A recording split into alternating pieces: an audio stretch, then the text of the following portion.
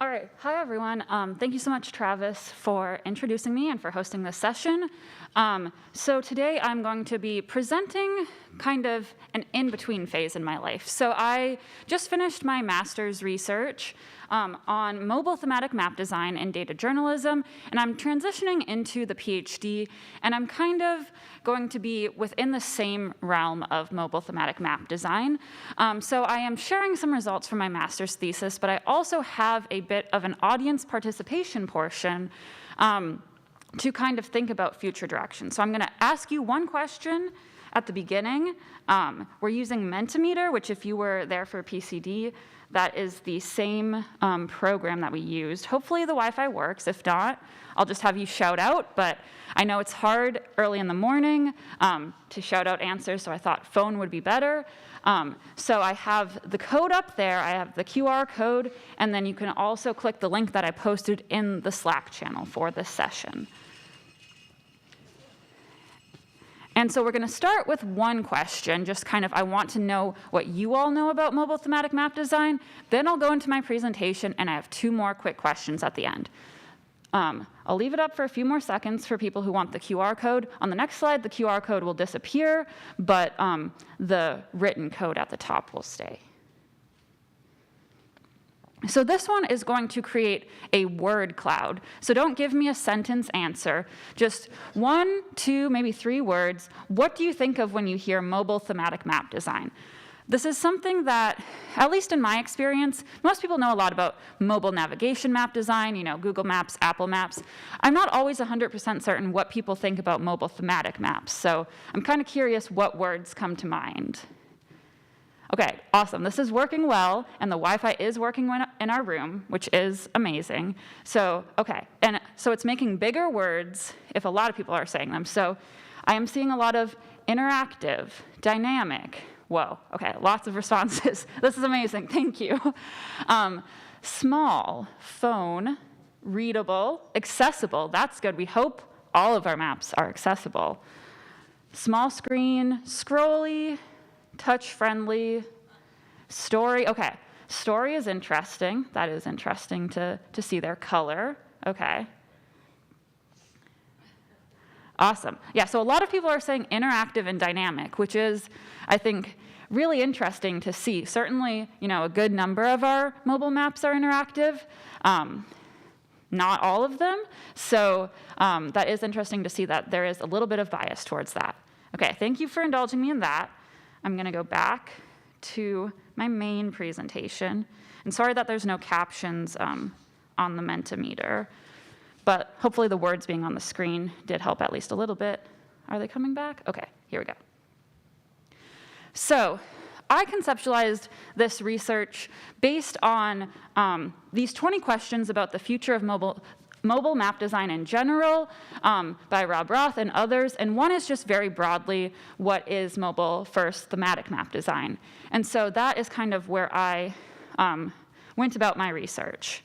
And so as some people kind of said in the little poll that I just had, data journalism is the area that I chose to do this research just because that is kind of the place that the public is most often encountering mobile thematic maps, and so it is where I thought I would do research. Additionally, I've got a lot of amazing connections with data journalists due to NACIS, and so it was very easy to go ahead and ask many of them to accept interviews with me. So I interviewed 18 news cartographers. This was mostly a verbal interview, but I also asked them to draw some mock-ups to envision the future of mobile thematic map design, and I'm going to show some of those later in the presentation. So here I'm presenting kind of my 4 main conclusions from my master's thesis. If you saw my talk last year, it was kind of preliminary results. So this is going to get into, this is going to get into kind of what I have seen as potential future directions for my PhD, but I'm very excited to talk to anyone who kind of wants to explore other potential future directions as well. So when people are trained, many guidelines recommend mobile first. Those are coming from academic studies, they're coming from industry professionals, not just in cartography, but in other areas of data viz. However, a lot of people's training, especially if you were trained, 5, 10, 15 years ago, your training is often desktop first. And so transitioning to a mobile first design is not always the easiest thing. What I'm seeing that a lot of data journalists are saying is they're actually doing simultaneous design, so designing for multiple screen sizes all at once. And so they are often using this tool called AI to HTML. That stands for Adobe Illustrator, not artificial intelligence. And it was created by data journalists at the New York Times, and it basically allows you to take your content in Adobe Illustrator and translate it to multiple screen sizes. So you can kind of translate design elements across multiple screen sizes, thinking about all of them at once rather than prioritizing desktop or prioritizing mobile. And a reason for this, a reason that people don't just want to design mobile first often is because people got into this job to design big, beautiful maps. You don't want to be constrained to something really small where you don't get to put a lot of detail and beauty into it. That being said, you can definitely do beautiful maps on mobile devices. So this is an example by Lauren Tierney, formerly of the Washington Post, now at Esri, that multiple participants mentioned. So it's of the Appalachian Trail, and on mobile, you just kind of center in on this long, skinny trail. And then on desktop, you can have some supplementary information on the side, but it's not necessary for mobile, so you can cut away from that on mobile. So next, user testing is kind of one of the big things that kept on coming up in my interviews. So news cartographers, they're well-trained, they do this every day, so they're using best practices. They are using good design considerations, but they don't always, have the ability to conduct user tests because it's such a fast-paced environment. So if they have a novel idea that they want to try, they can't always go ahead and know what the audience thinks of it. So one example that you might do, with the US, you have this long horizontal, continent, and so maybe you want to turn it so that way the text can be bigger, you can include more information, but do everyday users actually like that? Are they comfortable with that? We don't fully know. Now this map is by Hannah Dormito, who is now the president of Maps, so we hopefully think that it is a good map. I think it's certainly a good map, but there's not the opportunity in a newsroom to test every single map with a user. That being said, there's opportunities for simple things like tracking interactions. So some newsrooms, they'll track, did people interact or not with this interactive element, which gives you a basic level of information, but it doesn't give you everything. And you might occasionally get a user email or comment if they really didn't like something or if they really love something, but you definitely can't rely on that. Most people are looking at these maps so fast and then they're moving to the next thing. And so third, interactivity. This is something that came up in the pop-up poll that I just did. And so when it comes to data journalism specifically, remember, these are really large general audiences. And so there's so many types of people who are going to be reading maps in data journalism. And so a lot of them, again, they're reading very fast on a mobile phone. They have a million notifications coming in. Are they actually going to be clicking on every interactive element? So a few years ago, there was like this huge push towards interaction in newsrooms because we love that as cartographers, right? But recently, there's kind of been a reduction in interactive maps in data journalism specifically. That being said, there's kind of two key exceptions to this. Oh, that's not a good example of that. So, sorry. So. Well, I'll go back to this one real quick, because this is like an optional thing you could do. This one is a suggestion that you would display a third of the US at a time, and then you would kind of swipe to the next side, so it's like map Tinder. You swipe to the portion of the country that you want to see, so that could be an interesting option, but again, that's not something that everyone wants to do. So the two that actually do seem to work really well, one is scrolly telling. So this is a long-form graphic. You're not seeing this all on your screen at a time. You're seeing maybe a third or a fourth of that. And then as you are scrolling, more information is revealed. So things kind of pop up, but you don't have to click on anything. If you were reading a text-based story, you would be scrolling anyway. So it's not anything additional that the user has to do. And the second is what I would call egocentric maps. So these are maps that tell the user something about themselves. So if you want to know information about where you live or where your grandma lives or where your weird ex lives, you can type in their city or zip code and kind of learn information about that area, because people are a little bit selfish, which is fair, and want to know about their area. So they will actually interact if they get to learn something about themselves. And then so finally, something that has been kind of a theme throughout all of these like issues / next steps and like what else do we do for mobile thematic map design, especially in data journalism, is time constraints. And I would say that definitely translates to most map design, not just data journalism. Doesn't matter what industry you're in. So newsrooms in particular are running on a really fast-paced schedule. There's always breaking news. There's always something new to map. And so you can't create something novel and beautiful for every single story that you do. So this often leads to people relying on templates, which is great. There's nothing wrong with a template, but it does lead to some similar styles across all stories, and potentially that lack of novelty means that people aren't paying attention quite as much. So this is kind of an example of like a very classic story that you might see where there's maybe a little map at the top, a lot of text, and then you encounter a few maps along the way. This is like a great template for when you need to have a breaking news story and just input information, but I'm curious about where we can go beyond this.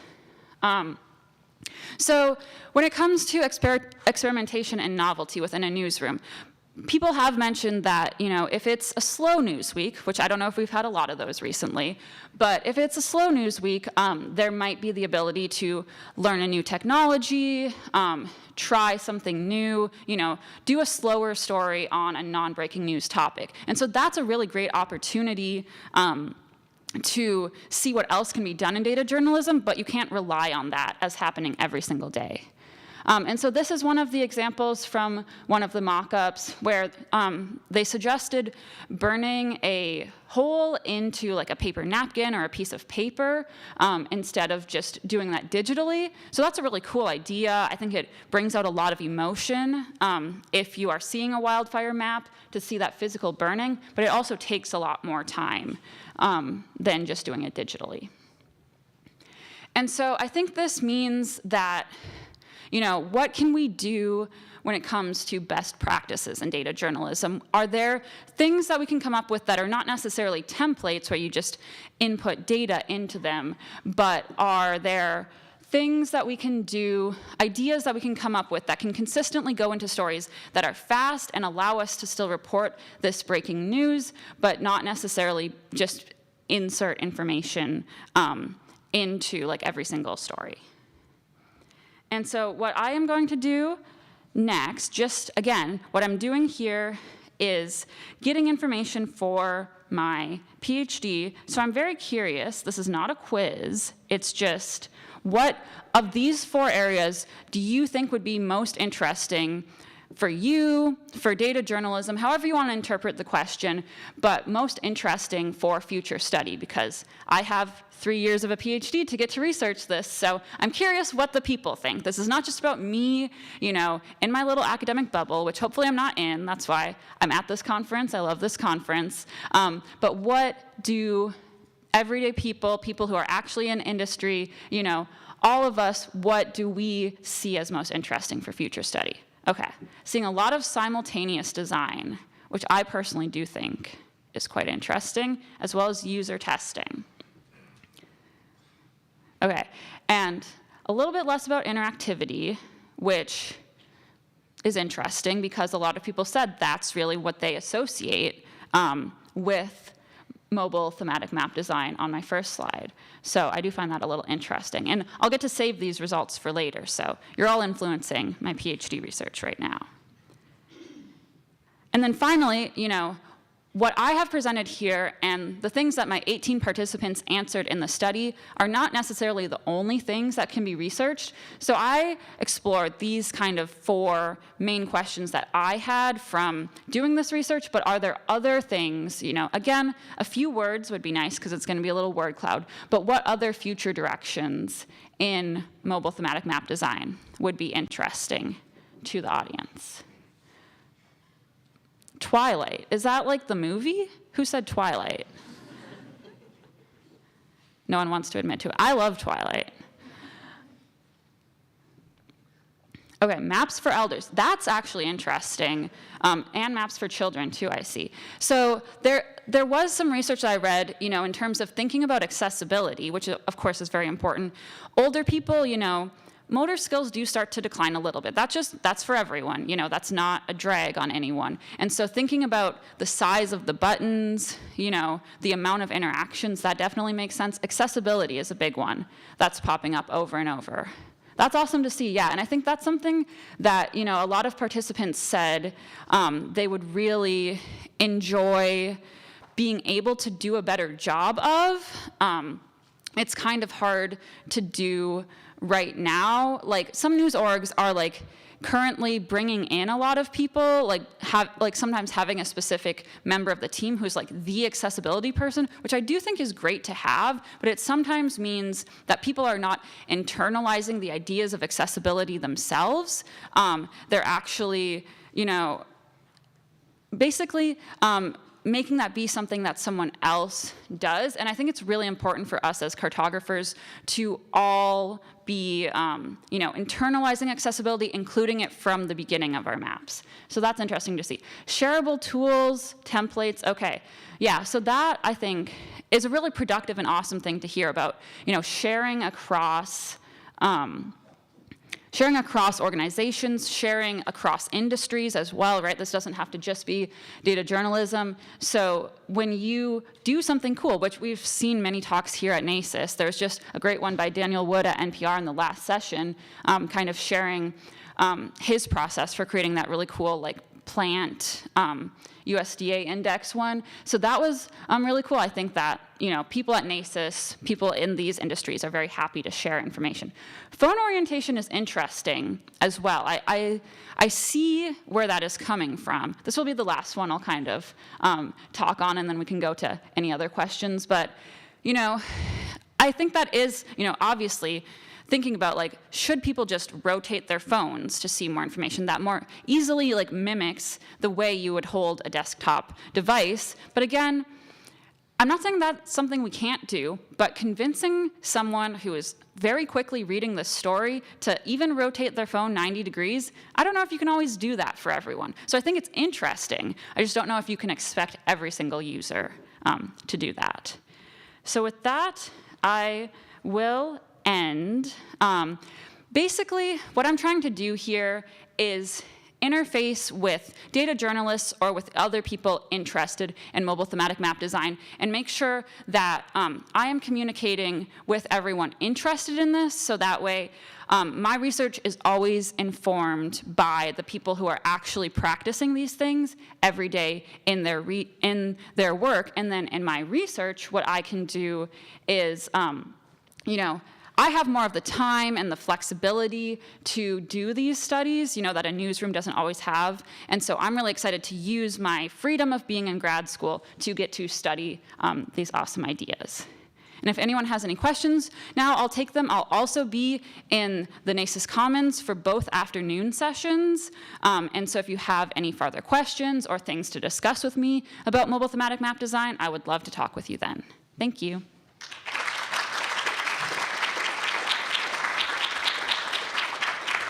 Do we have any questions for Lily? All right.